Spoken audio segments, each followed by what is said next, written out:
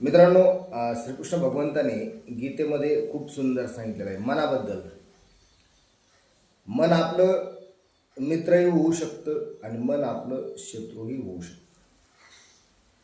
मनामध्ये जर आपल्या कंटिन्यू सातत्याने भय, भीती, अस्वस्थता, चिंता, काळजी, डिप्रेशन, ताण, तणाव, एन्झायटी, निराशा, नकारात्मक विचार, आपल्याला जर चिंता वाटत असेल, काळजी वाटत असेल, नकारात्मक विचार येत असतील, तर आपण खूप मोठ्या शत्रूबरोबर आहोत असं समजायचं. कारण मन आपलं शत्रूसारखं सुद्धा काम करत असतं.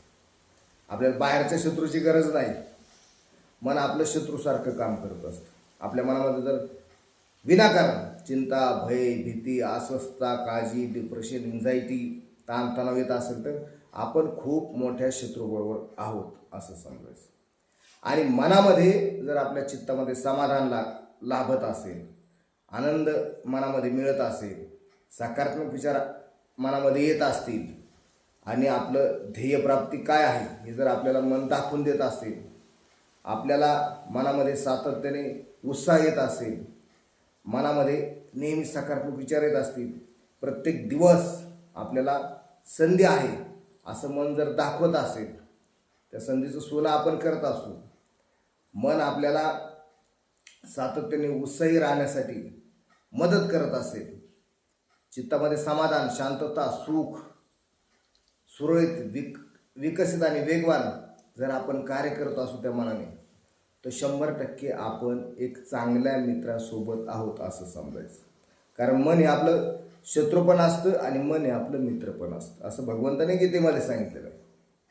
म्हणून आपण मनाला सातत्याने संयमित केलं पाहिजे.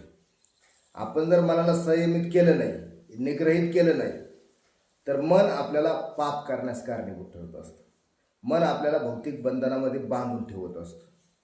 आणि मनाला जर आपण संयमित केलं, निग्रहित केलं, कंट्रोल केलं, मनावर वास ठेवला, मनाला आपण जिंकलं, तर आपण या विश्वाला जिंकू शकत असतो, विश्वाला जिंकत असतो मनाला जर आपण मित्र बनवलं तर.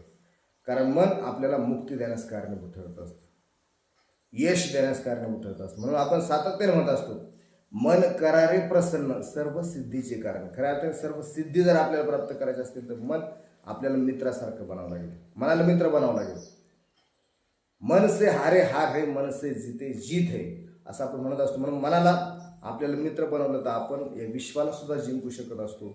म्हणून भगवंताने गीतेमध्ये सांगितलं, मन आपलं मित्रही होऊ शकतं आणि मन आपलं शत्रूही होऊ शकतं. धन्यवाद.